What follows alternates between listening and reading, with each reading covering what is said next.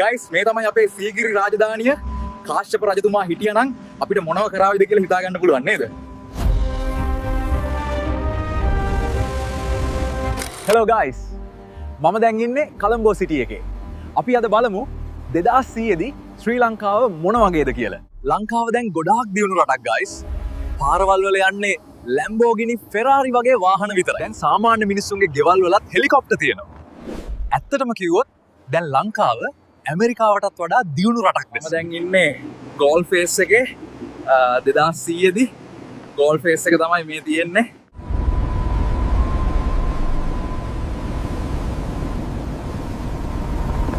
Guys, මම දැන් ඉන්නේ කොලම්බෝ හෙලිකොප්ටර් පාක් එකේ. දැන් 3 wheel වෙනුවට මෙහෙ තියෙන්නේ හෙලිකොප්ටර්.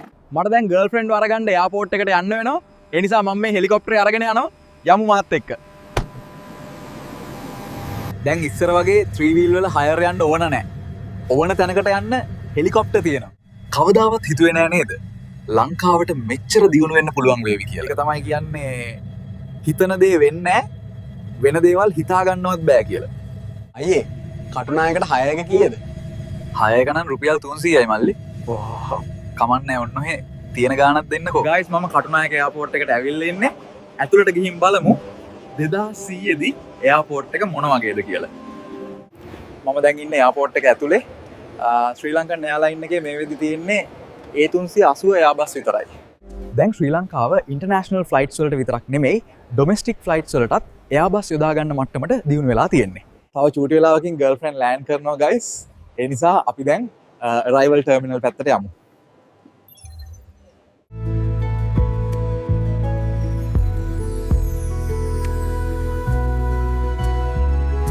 ගයිස් මේ තමයි මගේ ගර්ල්ෆ්‍රෙන්ඩ්.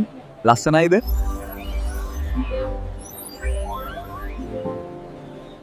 මෙයාට ලංකාවට ආපු ගමන් අනුරාධපුරේ යන්න ආසයිලු. දැන් අපි එයාබස් එකක අනුරාධපුරේ යන්න හදන්නේ. අපි දැන් ප්ලේන් එකට බෝඩ් වෙන්න යන්නේ. ඔයාලත් එන්න අපි එක්ක අනුරාධපුරේ යන්න. ඔන්න එහෙනම් අපි කොළඹ අනුරාධපුර එයාබස් එකට නැගලා ඉන්නේ. ඔයාලා කවදාවත් හිතුවේ නෑ නේද එයාබස් එකක අනුරාධපුරේ යන්න පුළුවන් වේවි කියලා. දැන් අපි අනුරාධපුර එයාපෝට් එකේ ලෑන්ඩ් කරන්න හදන්නේ. පහළ බැලුවම පේනවා නේද අනුරාධපුරේ කොච්චර දියුණු වෙලාද කියලා. අපි ඇවිල්ලා ඉන්නේ කලාවැව ළඟට. පේනවා නේද කලාවැවේ නැව් යන විදිහ. ඇත්තටම ගයිස් ධාතුසේන රජතුමා හිටියානම් කලාවැව දැකලා අද මොනතරම් සතුටු වේවිද?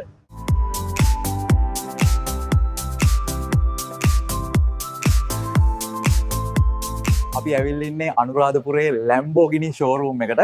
අපි දැන් Lamborghini car එකක් buy කරන්න හදන්නේ. Lamborghini කියන්නේ දැනට ලංකාවේ ගන්න තියෙන මිල අඩුම වාහනේ guys. අපිට වෙන car එකක් ගන්න සල්ලි නැති නිසා තමයි Lamborghini එකක් ගන්න හිතුවේ. අයියේ අර කළු පාට car එක අඩුම කීයකටද දෙන්නේ? අඩුම ලක්ෂ 2කට දෙන්නම් මල්ලි. තවත් නම් අඩු කරන්න බෑ. ඔන්න එහෙනම් අපි car එක අරගත්ත.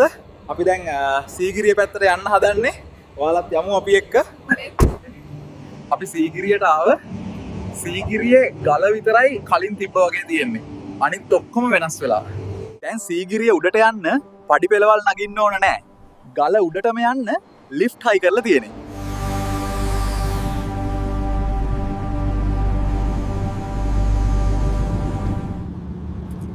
අනුරාධපුර නුවර හයිවේ එකේ අද මාර ට්‍රැෆික් නේද බබා? පරිස්සමෙන් යමු හොඳද? ඔන්න අපි එහෙනම් නුවරට ආව. අපි බලමු 2030 දී නුවර මොකද වෙන්නේ කියලා. රොබෝ ෆැමිලි එකක් මේ පැත්තට එනවා guys. අපි චුට්ටක් යාළ එක කතා කරලා බලමු. හෙලෝ. ඔයාලා කොහෙද යන්නේ මේ? අපි මේ දරුවගේ ඉස්කෝලේ බඩු වගේක් අරගන්න යනවා මල්ලි. ගිහින් එන්න. පේනව නේද? පිටිපස්සේ රොබෝ ජෝඩුවක් සැරටම ලව් කරනවා. අපිට තමයි එහෙමවත් නැත්තේ.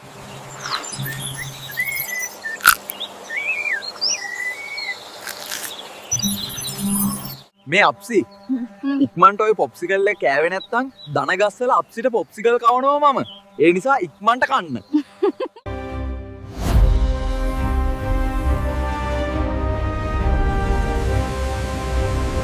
අපි දැන් ඉන්නේ කැන්ඩි රේල්වේ ස්ටේෂන් එකේ. අපි කැන්ඩි වලින් දෙනියායට ට්‍රේන් එකේ යන්න හදන්නේ. Lamborghini එකේ දෙනියාය යන්න අමාරුයි guys. මොකද මේ පැත්තේ සමහර පාරවල් වල Lamborghini යන්න බෑ යට වදිනවා. මේ පිටිපස්සෙන් පේන ට්‍රේන් එකේ තමයි අපිට යන්න වෙන්නේ.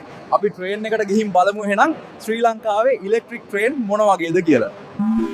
මාර ස්පීඩ් යනවා මේ ට්‍රේන් එක. මම හිතන්නේ කැන්ඩියෙන් ඉඳලා දෙනියායට විනාඩි 10කටත් වඩා අඩු කාලෙකින් යන්න පුළුවන් මේකට. මේ අපි ඉන්නේ දෙනියාය 51 හන්දියේ. ඊළඟට ඔයාලට පෙන්වන්නේ දෙනියාය දියුණු වෙලා තියෙන විදිය.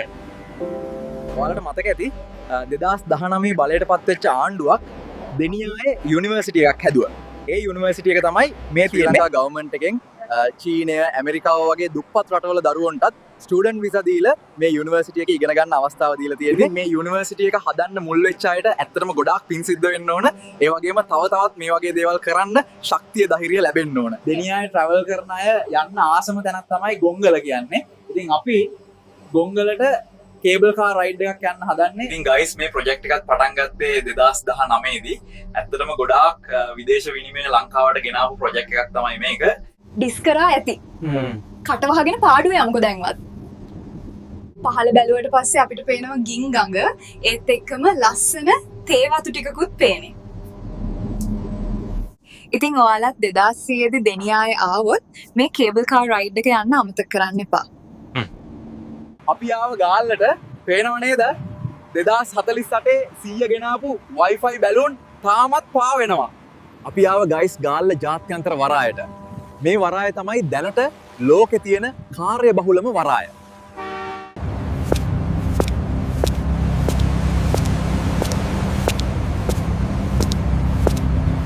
මේ නැවේ එන්නේ ඔස්ට්‍රේලියාවේ ඉඳලා ලංකාවට එන සරණාගතයෝ පිරිසක්. එයාලා මගත් දුරට බෝට්ටුවේ ආවම නේවි එකෙන් මගට ගිහිල්ලා එයාලව එක්කගෙන එනවා. ගයිස් හවස් වෙන්න කලින් අපි දෙවුන්දරට යන්න ඕන. ඒ නිසා වැඩි වෙලා ගාල්ලේ ඉන්න වෙන්නේ නැහැ. එහෙනම් අපි දෙවුන්දරදී හම්බෙමු. මේ තමයි ශ්‍රී ලංකාවේ දෙවුන්දර තුඩුව. ඉස්සර ඇමරිකාවේ කැනවරල් තුඩුවේදී සිදු කරපු අභ්‍යවකාශ මෙහෙයුම් සියල්ලම දැන් කරන්නේ ලංකාවේ දෙවුන්දර තුඩුවේදී. ඉතින් මේ වීඩියෝ එකෙන් ඔයාලා දැක්කේ 2000 දී ශ්‍රී ලංකාවේ තත්ත්වය. වීඩියෝ එක හොඳයි නම් අපිව subscribe කරගෙන යන්න. එහෙනම් මේ වගේ තව වීඩියෝ එකකින් ඉක්මනටම සෙට් වෙමු. ගිහින් එන්නම් හැමෝටම ජය වේවා. ජය වේවා.